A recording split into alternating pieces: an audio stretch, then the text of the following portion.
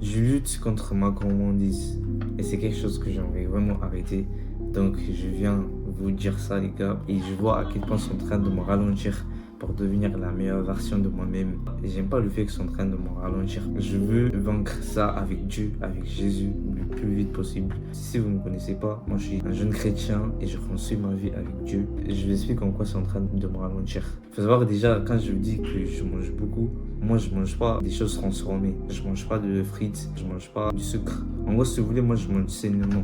En fait, mon problème, ça vient ici. Quand je mange des glucides, tout ce qui est riz et pâtes, en fait, je cherche à remplir mon ventre à 100%.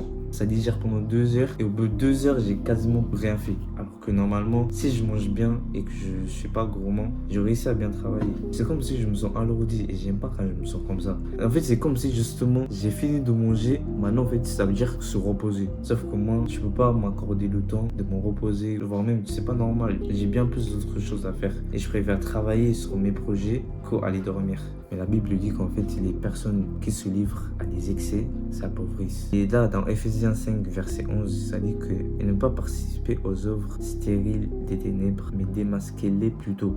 Ok? Donc en fait, c'est pour ça que je fais cette vidéo. Parce que les gars, je veux vous parler de ça. Je veux le démasquer. En effet, ce que ces hommes font en secret, il est même honteux d'en parler. Après, vers la fin, ça dit que mais tout ce qui est démasqué par la lumière apparaît clairement, car tout ce qui apparaît ainsi est lumière. Je sors ça de l'ombre, là où c'était, parce que je veux changer les gars. J'en ai marre de trop manger. Et en tout cas, je brise cet esprit de gourmandise au nom de Jésus-Christ. C'est loin de moi, au nom de Jésus-Christ. Et une chose que j'ai remarqué, c'est qu'en fait, des fois, on galère pas avec quelque chose jusqu'à quand on commence à se rendre compte qu'en fait, c'est pas bien. En tout cas, sache que Dieu est toujours avec toi. Par exemple, quand j'ai mis beaucoup de la nourriture sur mon assiette et que je vais encore en rajouter, c'est qu'en fait, j'entends une voix dans ma tête. J'entends une voix. Et je pense que ça, c'est Dieu. Ça, c'est Dieu qui essaie de me parler. Il me dit, c'est bon, arrête-toi là maintenant. Au final, je décide d'en rajouter. Et après, quand je mange beaucoup, je me sens pas bien. Je sens que mon ventre, il est rempli. Et au final, je regrette. Je me dis, si seulement j'avais pas mangé beaucoup. Alors que Dieu m'avait parlé avant.